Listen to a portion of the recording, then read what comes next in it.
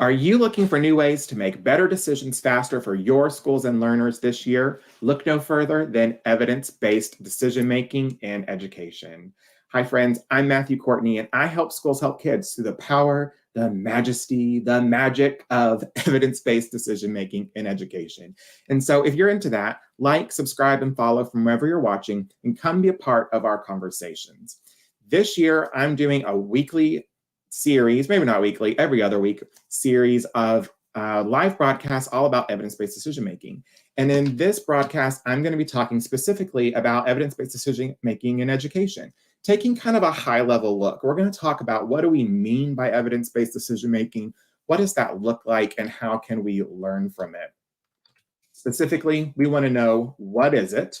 When we say evidence-based decision-making, what are we talking about? 2, why should you care about evidence-based decision-making in the first place?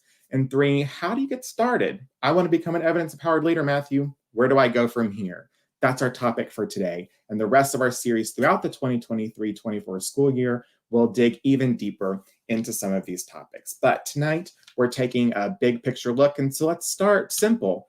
What is evidence-based decision-making? What do we mean when we say evidence-based decision-making in education? In short, evidence-based decision-making is a process where our school leaders sit down and they say, okay, we have this problem of practice right in front of us, this thing that we need to solve in order to be successful in the coming school year. What do we know about it? What do other people know about it? And how can we synthesize that information together to make a better decision for our schools and for our kiddos? You know, we have this feeling in education a lot of times that our schools are really special, unique places. And while our learners certainly are special and unique individuals, when you scale out to a state system, a national system, or a global education system, our individual schools and classrooms really aren't that unique. The problems that you're facing in your classroom as a teacher, in your school or system as a leader, are not unique to you. Other leaders have had those problems before and have worked hard to solve those problems in a variety of different contexts. And when we want to become evidence-based decision makers, what we're doing is we're going out into the world. We're looking at that evidence and we're trying to say, hey, how have other people solved this problem in the past? What can I learn from their experience? How can I take their experience, my professional knowledge, the local context of my setting, and create a solution to my problem that is going to work, that's going to change that problem, resolve that problem, accelerate student achievement in my school?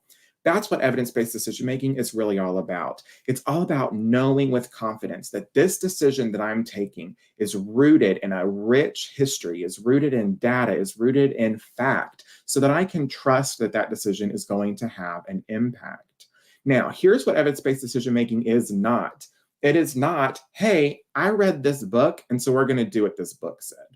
Or I read this one piece of research, and we're just going to do what this one piece of research says. That's not thoughtful decision-making. That's just replacing whatever format you were using to make a decision and really putting the responsibility off onto another author, onto another book, onto a researcher. When we want to make evidence-based decisions, we want to really pull that information together, as much information as we can find, weave it together, synthesize it into something new for our school. So what makes an evidence-based decision effective? First, it's based on a preponderance of evidence. We want to make sure that we're making decisions based on as much evidence and research as we can find. We've read the books, we've read the research, we've done tours of other buildings. We've really put a lot of thought into understanding all the context and the solutions around our problem before we decide what we're going to do. And a lot of us, when we think about evidence-based decision-making, we stop there. We say, okay, well, the evidence tells us we should do this. Let's go do this. But that's not the whole picture, because we know that schools are complex living organisms and that we have to respond to them in a variety of ways. So the next thing I always think about when trying to decide, is this an evidence-based decision? Is it going to be effective? Is, can we implement this decision with fidelity? Can we actually do the thing that we want to do? It doesn't matter if all of the evidence that you have found points to solution A. If you can't actually do solution A in your school, that's not an evidence-based decision, because your local capacity should be part of your evidence. It is part of your process. And if you can't implement that, then you should not be doing that decision. Can you implement it with fidelity? Can you actually do the thing the way it was designed to be done? Next, we know an evidence-based decision is effective when the school can afford to do it, both now and in the future.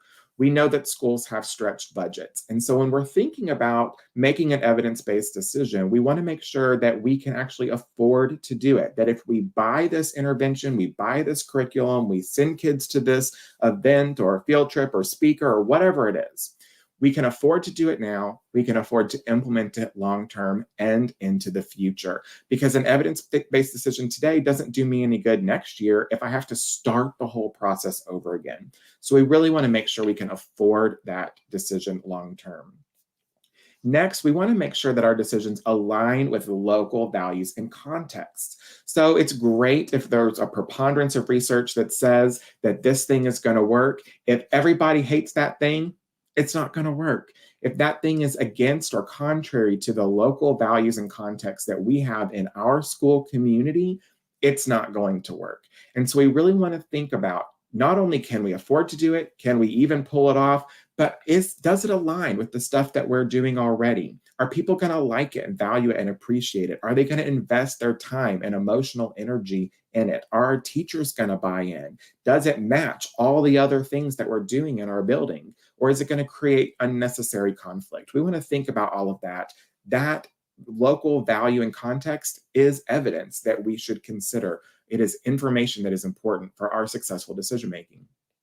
And finally, we want to think about, is there time for training and monitoring of this decision? If we make this decision, are we going to be able to make sure everybody involved knows how to implement this activity, this strategy, this whatever? And do we have the ability to monitor our progress moving forward? Are we going to be able to really take a deep dive and understand the impact of this decision? Was this decision effective? Was this evidence-based decision good for us? And furthermore, is it still evidence-based? Now that we've done it for a year, we have local evidence. Is this still an evidence-based decision? Does our local data and evidence tell us that we should keep doing it?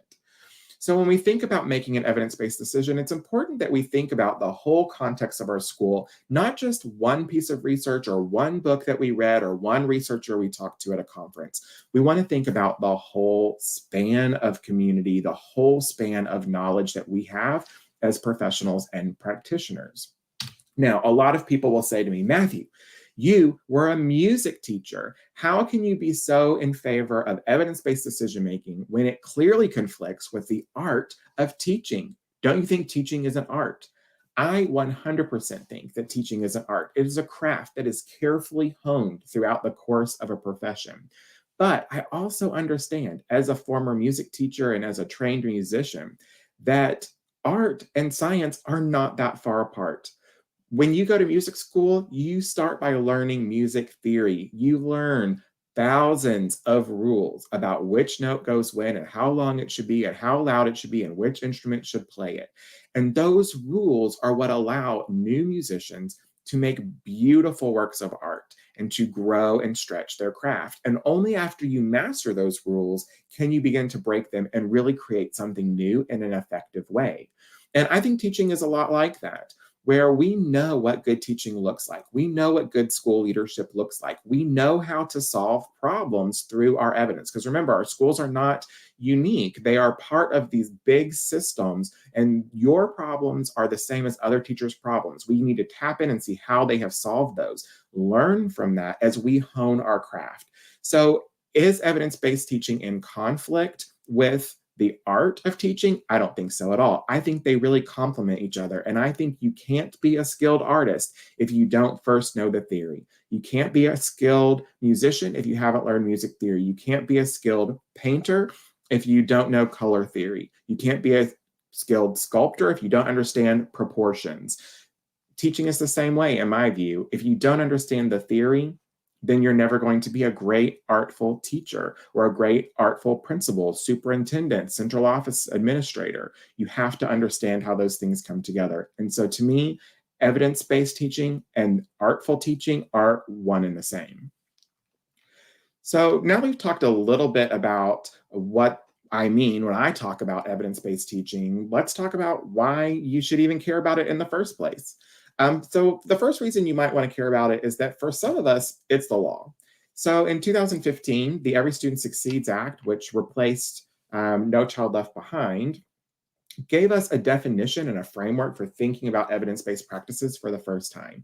And depending on where you're teaching and what your context is, you might even have some federal evidence-based requirements that you have to consider when maybe doing improvement planning, maybe spending certain pots of federal dollars like 21st century funds or school improvement funds, really tying back to that law. So let's take a look at that and think about what does the federal government say about evidence-based practices and why does the law matter to us? What you see on the screen is the actual text for an evidence-based practice under the ESEA or under the Every Student Succeeds Act. And I'm not going to read this because we're going to look at this again in a moment in some more clear, straightforward language. But I wanted you to see exactly what's in the law. And so, you can pause this stream or you can go back and watch it on the recording if you want to take a deeper dive at the actual language. But what's important to know here is that the federal government considers evidence-based practices to mean activities, strategies, or interventions. So really, pretty much anything that we're doing in a school can apply to this framework. And it breaks it down into these 4 sections: strong evidence, moderate evidence, promising evidence, and evidence that demonstrates a rationale. So let's look at each of those with a little more detail. So first, that level 4 evidence at the bottom of the last screen, evidence that demonstrates a rationale. This is what we used to call research-based practice. A piece of evidence is considered to demonstrate a rationale if it provides a well-specified logic model informed by research. So this means that we've taken a look at all of the research, we've done a literature scan, and we said this thing will probably work based on all of this other research. And that research says that the activity is likely to be effective. It's probably going to work. But what's key here at level 4 under the federal definition is that we haven't actually done it yet. We haven't tested it. We haven't collected any data. We don't know for sure if it's actually going to work. We're just pretty sure that it's going to work. And we have this extra requirement under the federal law that if we're operating in that space, we're also studying our activity. We're studying our intervention. And we want to know, we think it's going to work. Did it actually work at the end of the year? We want to be able to look at that and say, did it actually work? Yes or no? And if yes, great, let's keep doing it. And if no, let's improve it. Let's cycle through and let's make it work for our kids. So it's really about being very intentional here. This level 4 is also our innovation sphere. So anytime that we're innovating in our schools, we should be going back and looking at the research to really develop that well-specified logic model to really think about, okay, what are we going to do in our school? How are we going to serve our kids? What kind of intervention are we going to come up with here? And does the research say that it's likely to work? That's a much richer way of innovating than simply saying, well, I'm just going to try this thing. I want to say, I'm going to try this thing because the research tells me it's probably going to work. And then I'm going to study it. And if it does work, I'm going to tell everybody because that is how we all collectively solve problems through our research. If we go up a tier in the federal definition, we get to level 3, which is promising evidence. And a piece of evidence is considered promising evidence if it deploys a correlational study design.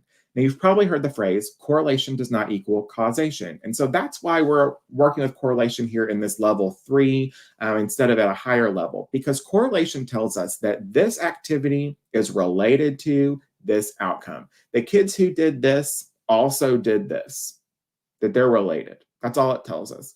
It doesn't tell us that kids who did this because they did the first thing. That's causal relationship. That's not what we're getting here. We're just looking at relationships. The kids who did this also did this, but this wasn't caused by this. We also want to see that we have statistically significant and favorable effects. So that correlation, that relationship between those two things should be really strong and as close to +1 or -1, depending on if we're trying to grow an outcome or shrink an outcome as possible. And the stronger our relationships between these two things, the stronger our correlations are, the better our evidence is going to be under this level 3 promising evidence framework. This is also a key element. We want to make sure that our evidence is not overridden by more recent or more rigorous research. And you're going to see this language again when we look at level 2 and level 1 here in just a moment. But this is so key because evidence-based practice and evidence-based teaching is teaching that is always changing, is always evolving in response to new information and to new research. And so we want to make sure that we are not using really old, outdated research to make our decisions. We want the best, most recent, most rigorous research available. A great example of this in our field is learning styles theory. And for some reason, this is like really popular again. We're all having conversations about learning styles theory. But here's the thing. Learning styles theory is not an evidence-based practice. The research does not support learning styles theory in the rigid way that many of us learned it in school, where there's 3 learning styles and everybody has one. And as a teacher, you need to kind of meet every kid where their learning style is at.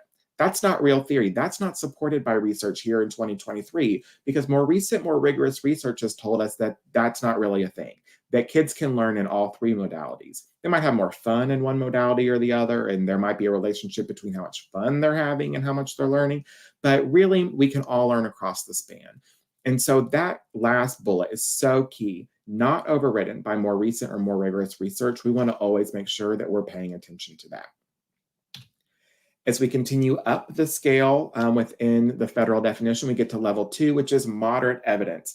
And a piece of evidence is moderate evidence if it deploys a quasi-experimental study design. So what the heck does that mean? In a quasi-experimental design, we have 2 previously assigned groups of kids. One group of kids does the thing. The other group of kids does whatever they would have normally done, business as usual. And at the end of the year, we do fancy math to see which group did better. That's a quasi-experimental study design. There's a lot of quasi-experimental study designs in education because we have lots of previously assigned groups of kids. We call them schools and classrooms and districts and systems. And so anytime we have classroom A and classroom B and we're comparing their performance, we're using a quasi-experimental study design. Here's why that's a little less rigorous than some other study designs, because of a phenomena called confounding factors. And a confounding factor is something that influences one group that doesn't influence the other. In education, this is really easy. If I'm comparing 2 classrooms, and this one has a classroom teacher who's taught for 20 years, and this one has a classroom teacher who's fresh out of college, that is a confounding factor. That years of experience is a confounding factor. And that's going to impact how that intervention runs in those 2 classrooms. And so it's not really a fair comparison when we're comparing that 20-year teacher classroom to that first-year teacher's classroom, even if they're doing the same, maybe textbook intervention, they're running the same computer intervention, because there's other stuff happening in those classrooms that are derived from that factor, derived from that difference in their experience. And so this makes it a little less reliable, a little bit less rigorous. But nevertheless, we're going to see a ton of it in education because we have so many previously assigned groups. Again, within that federal definition, we see that it shows statistically significant and favorable effects of the activity on whatever outcome we're trying to solve. It's not overridden by more recent or more rigorous research. And it includes a large multi-site sample that overlaps your school's population or setting. One of the things I always say, and you'll see this in lots of videos on my various channels and social media, is that we always want to use research performed with kids like ours and in schools like ours. And so this is what that last bullet is trying to get to, this idea that when we're picking research for decision-making, we want to prioritize research articles and kind of give them a little extra boost in our mind when they are performed in schools that match our setting and match our population, our demographics. So if I'm in a rural elementary, I can learn a lot from research conducted in an urban high school, but that urban high school research should not be the cornerstone of my evidence-based decision because I'm a rural elementary. I need to look for other rural elementary research when I'm making my evidence-based decision, and that's what this final bullet here is encouraging us to do. Finally, we move up a tier again. Within that federal framework, we get to level 1, strong evidence. And a piece of evidence is considered strong evidence if it deploys an experimental study design. So what does that mean? Experimental design, quasi-experimental design. These can get a little confusing. Here's the key difference. In an experimental study, I'm still going to have two groups of students. One group is going to get an intervention or do an activity. The other group is going to do business as usual. At the end of the year, I'm going to do fancy math to see which group did better. All right, that's the same. What's different is how my kids get into their groups. So in quasi-experimental, I'm leaving their groups as they are. I'm taking a school, I'm taking a classroom, it's staying the same. In experimental design, we're going to randomize those kids. We're going to take all the kids and put them in a hat. We're going to pull them out and say, this kid gets the intervention, this kid doesn't. This kid gets it, this kid doesn't. Why is that more rigorous? Why is that level 1 evidence instead of level 2 evidence? Because when we randomly sort those kids into two groups, we deal with all of those confounding factors. Because if we think back to my last classrooms where I've got 20-year teacher and brand new teacher, we're going to get some kids from both classes in each group. And when we do that, we control for that confounding factor. And so we have a better understanding of whether or not the kids were successful because of the activity or because of their teacher characteristic. So that's an important distinction. These are more rare in education because they're really expensive, really hard to do, and because there's also this little moral, ethical piece in our brain about, well, that kid really needs the intervention. So if I randomly sort him, I'm not sure which group he's going to get into, so I'm just going to place him there. And that defeats the purpose of random assignment.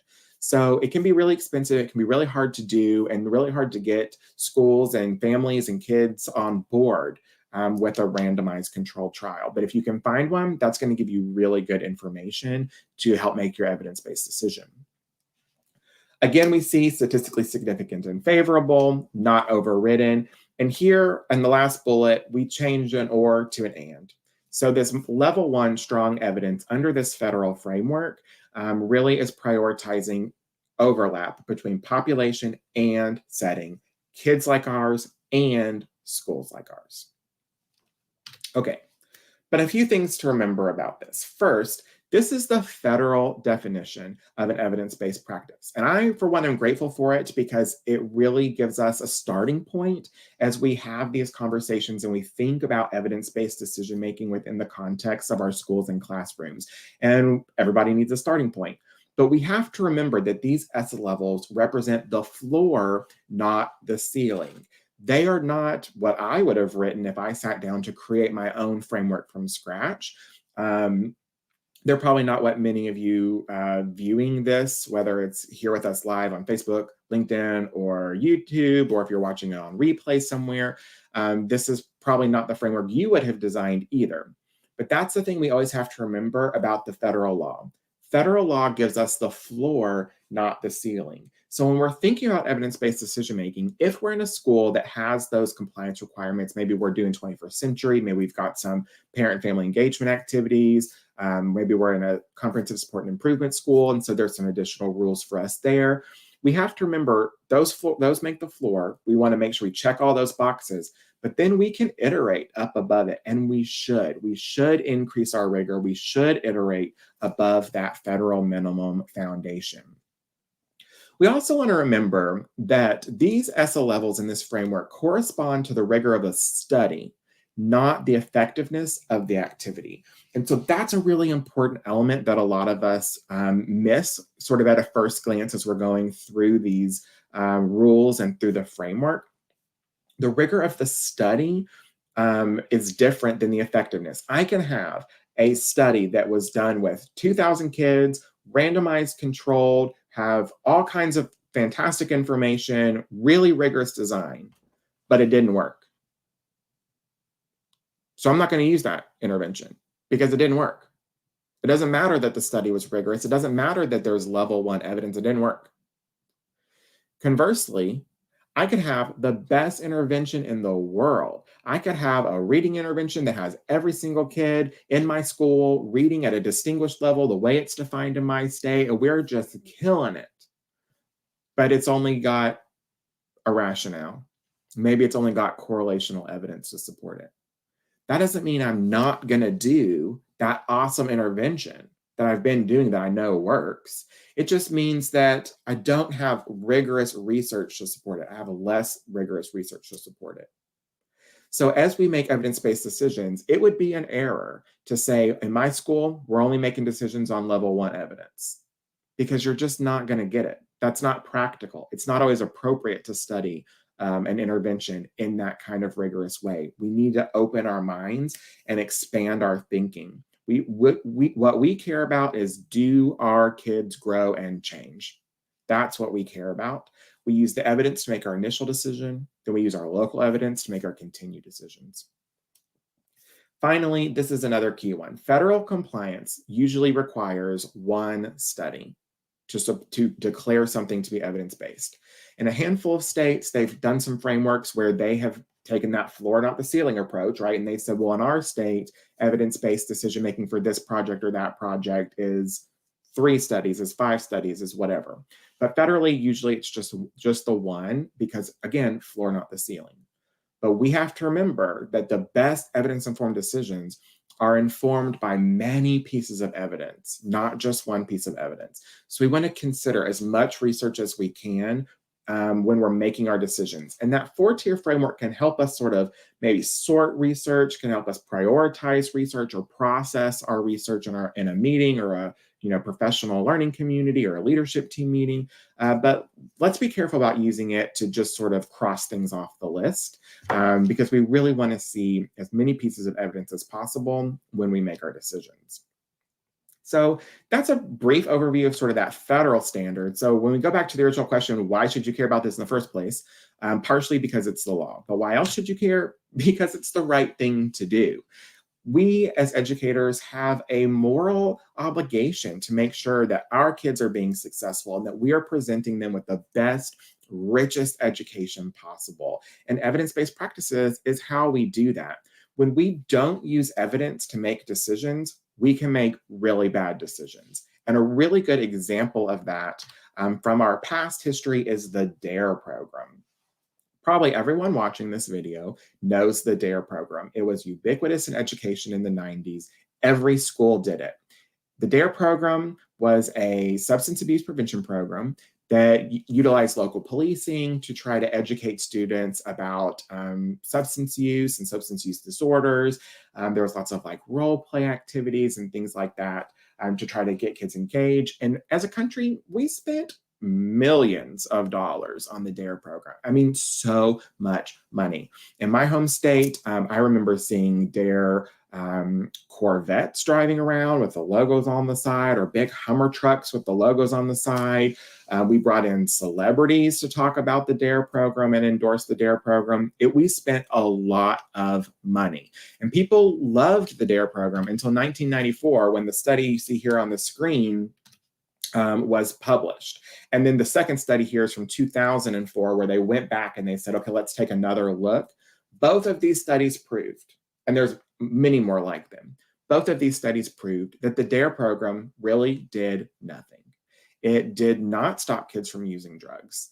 It had no impact at all. And there's some studies that actually suggest that it may have made the problem worse by actually over-educating our students about substances at a young age, and really making them think about drugs in a deeper way than they otherwise would have. So huge red flag here, right? We spent millions and millions of dollars as a nation on a program that we were convinced would work. It didn't work. It didn't work. And we waited too long to study it and find out if it did work. And we may have caused harm. We definitely didn't prevent any kids from becoming substance users through the DARE program. So when we think about evidence-based decision-making, I feel like we have a real professional obligation as a field to make sure that we're not making those kinds of mistakes again. Like, we're moving on from that. We're learning from the mistakes that we made with the DARE program. We're moving forward. We're making sure that we don't make those mistakes again. Unfortunately, we haven't quite learned that lesson yet, and that's why we are now engaged in this national debate about how we teach reading and the science of reading. If you're not familiar with that conversation, it all starts here with the APM Report Sold a Story podcast that really unravels how we teach reading in America and how we got here today. I'm not going to dig deep into the reading wars today. Lots of people have talked about that. Google the reading wars. You will find hundreds of videos and articles and thought pieces. But here's what I want to say about this. In my opinion, all of those articles and thought pieces completely missed the point. The reason we wound up here is not because one or two big publishers maybe were a little unethical and spun some information. It's because as a field, we didn't have the research literacy to know that we were not using these reading strategies in the right way. That's the truth. We can look at all the different programs, all the different curriculums, and spin the research however we want to spin it. But if we're not spinning it correctly, if we're not interpreting that research correctly, we're not making evidence-based decisions for our schools. And all we're doing is arguing over this piece of research or that piece of research, when in reality, both sets of research showed positive results, but under different circumstances, under different timelines, for different kinds of kids, in different kinds of schools. And that's the part that I think we're missing in this whole reading wars saga. And so unfortunately, we didn't learn from DARE, and we repeated that process through our reading wars, through Sold a Story. We're repeating that process right now. And I want to put a big pause on all of it and say, let's back up. Let's stop fighting over methodologies that, frankly, most of us don't fully understand. We haven't taken the time to invest in. Let's learn what that research really tells us to do. And then let's make the best decision for our kids in our school based off of that research evidence. That's the change that we need to make in education right now. We don't need to be arguing over this theory or that theory. We need to be looking at how those theories are applied and using that research to figure out how do we apply and which theories do we apply in our own schools, in our own local contexts. So part two, why should you care about evidence-based decision making in education? Because it's the right thing to do. Because we have a moral responsibility to make sure that we don't repeat the DARE problem, that we don't repeat the recurrent reading wars in the future. We know what works. We know how to document innovation and find out if innovation works or not. Let's do that before we make a decision. Okay, so right now you're looking at me and you're like, okay, Matthew, you got me. We did DARE. I did that as a student. I remember that program. It didn't work. So what do I do about it? How do I get started? I've got 5 ways for you tonight that you can get started with evidence-based decision-making. These are just going to scratch the surface. They're just to get you on to the next step. And the first one is simply visit the What Works Clearinghouse. If you're not familiar with the What Works Clearinghouse, it's a federally funded database that's part of the Department of Education that's kind of like Consumer Reports, but for education stuff. So they look at branded programs, they look at teaching strategies, and they do these really robust systematic reviews where they try to help educators understand this curriculum, this program, this strategy works in this way with these kinds of kids and this kind of circumstance if you do it like this. Read those reports. Pick a problem that you're facing. Maybe you have low English learner performance in your school. Find the English learner systematic reviews on the What Works Clearinghouse and go through those. Read those reviews. Consider what they say. And use those reviews as your starting point for making your evidence-based decision. Systematic reviews are great because the researchers who write them have gone out, they've read all of the research for you, and they're telling you kind of here's what it says. Now, what I would like in a perfect world is that you don't need a researcher to do that every educator has the time and skill and resources necessary to do their own synthesis. That's where we really need to get as a profession, in my opinion. But until we get there, resources like the What Works Clearinghouse are going to be really helpful as you start your evidence-based empowerment journey. Once you start with that, the next thing I want you to do is I want you to build a daily research practice. I want you to think about a topic or something that is important to you in your school. It may be a problem that you're facing right now, or maybe you're an English teacher and you're really passionate about teaching literature. I want you to spend some time finding research about those things and read it every day. Make sure that every day you are opening and reading a research article. If you need help with that, follow me on social media because I post research articles on social media every day. And I do that to help provide that access to the educators who I work with and who follow me in those spaces. Practice reading those research articles because research is like its own language. And research articles are structured in their own way, they run in their own way, they say things in their own way. And the first 10, 15, 20 articles that you're going to read, you're going to have to think a lot about. You're going to have to stop and look up words and phrases. You're going to have to unpack convoluted vocabulary. But eventually, it's going to get easier. And that convoluted vocabulary is going to stick in your head. And then it's going to become like a joke. And you're going to start counting how many times people say certain things. You're going to start finding little funny nuggets. Like one of my favorite things is when I'm reading an article and a principal is like moved a kid from one group to the other and didn't tell the researcher. And then the researcher found out at the end. And so there's always like a nice little passive aggressive section about how the principal moved this kid and how to remove them. Like that kind of stuff. You'll start to find these little nuggets within your research. It will become a more enjoyable activity. It will become an easier activity. And then when you have to read research in order to make a decision, it will be so much easier. If you only read research in July as you're preparing for a new school year, you're trying to solve the new problem for August, it is always going to be hard. It is always going to feel like a lot of work. Just like if you only go to the gym in July, it's always going to be heavy. The weights are always going to be heavy. You're always going to be sweating on the treadmill. But if you make it a daily habit, you build those routines, you build those systems, you build that mental schema, it becomes easier and faster for you in the future. So find a way to build a daily research habit. Tip number 3 to get started, assemble a team at your school. Evidence-based decision-making is not the principal sitting by themselves in their office. It's just not. That's not great decision-making in any capacity, but especially not in an evidence-based decision-making framework. Because part of our evidence is our local context. Part of our evidence are our values, our practitioner knowledge. We have to have that team making that decision together. So bring together a thoughtful group of individuals in your school to work together to make evidence-based decisions. That team should include your administrators, your leadership team. It should include teachers in your building who are leaders in your building, who are influential in your building. It should include parents who want to be involved. And I also advocate for the inclusion of students because students, we often think, oh, these kids, they don't understand research. That's college stuff. That's not true. They can read. That's your job, is to make sure they can read. Bring them to the table and let them engage in the conversation with you because that's the only way you're going to really know if this evidence-based decision you're going to make can stick. If all the students at your table say, oh, there's no way we're doing that, no kid in this building is going to do that activity, then that's a waste of time and money. Let's not do that activity. Bring them together. Allow that team to look at research together. Also, train that team. Give that team the skills, the resources, and the time to really dig into the research to begin to understand it and make a difference.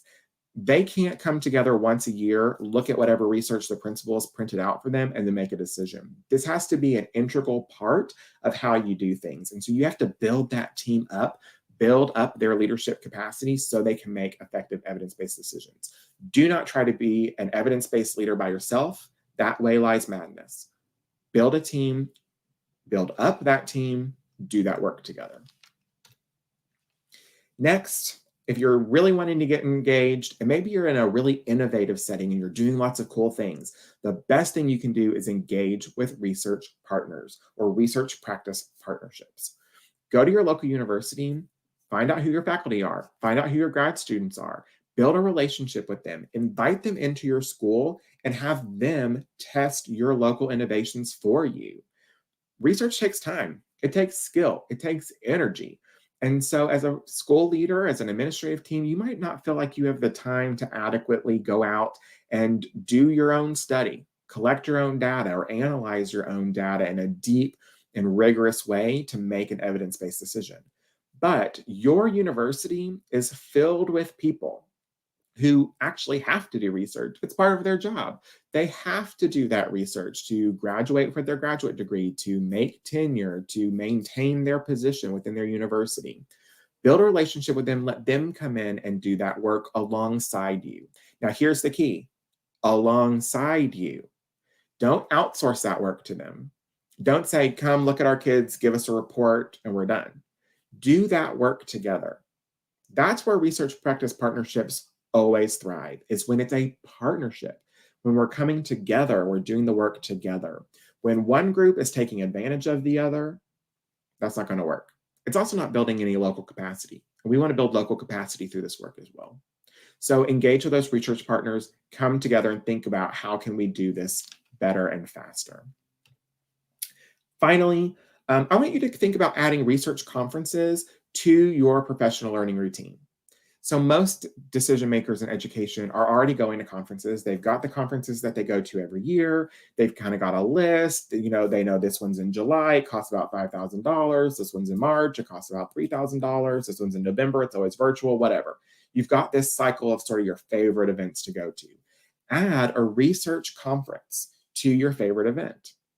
I love going to research conferences because they're way different than teaching conferences. In a teaching conference, you go, you have an hour, maybe even 90 minutes where you're engaging with one presenter. And those are valuable in a certain way. But in a research conference, you go and you pick a session and you go for an hour, but you engage with 4 or 5 different researchers. And they're sharing their early work. They're sharing works in progress. They're sharing phase 1 of a 4-phase project. They're sharing a project that maybe they just finished, they haven't written the paper about yet. You're really going to get to engage with them on a very personal, small group, one-on-one sometimes level about the work they're doing right now. Go to those conferences and engage. Ask those people questions. They love to talk about their research and they want to talk about it with you. They want decision makers to learn about their research, to ask them questions, to engage with them, and then use their research to make decisions. That's why they're doing it. They're doing it because they want to engage with you in a meaningful way. And so research conferences are a great way to do that. One that I actually really love is the AEFP conference, Association of Education, Finance, and Policy. This actually has a whole practitioner strand at this conference. They really prioritize practitioners. They also sometimes give scholarships to practitioners who want to attend for the first time. And so you can go and really engage on a one-on-one level within these professional learning routines. So build those conferences into your cycle, add that along the way.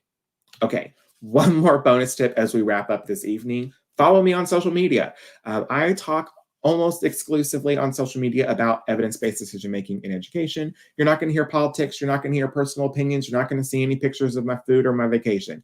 You're only going to see information like this webcast, where we're talking about how to be a better evidence-based decision maker, where you can go from here, and resources to help get you started and accelerate. So follow me on social media at MB Courtney EDD.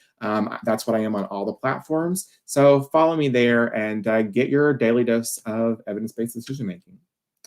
All right, friends, that brings us to the end of our presentation for this evening. Remember, this is going to be a stream that I do periodically throughout the 2023-24 school year. So mark your calendars for 2 upcoming streams. August 30th, I'm going to be talking all about exploratory data analysis in education. This is my favorite data analysis technique to teach to educators because it's all about applying your local knowledge to have a conversation with your data instead of applying all kinds of fancy, rigorous algorithms that you've learned before. So come to that August 30th. It'll be a live broadcast just like this one. And then also September 20th, tune in for Finding Research for Education Decision Making. One of the things I hear most often from education decision makers is they don't even know where to look. They don't know where to start. So we're going to go through some tools and resources, get real specific, do some interactive touring of some different places where you can actually find that research to bring to your decision making teams and make those evidence decisions. You can see all of the webinars for the fall at www.matthewbcourtney.com/classroom. You can also sign up to get notified and reminders about when those are so you can get them on your calendar and make sure you don't miss them. Thank you so much for joining me this evening for this live broadcast all about evidence-based decision-making in education. If you found it valuable, make sure that you like, share, and subscribe from wherever you're watching. Come be a part of my community, engage with me, come be an evidence-empowered educator, and I look forward to working with you in the future. I'll see you next time, friends.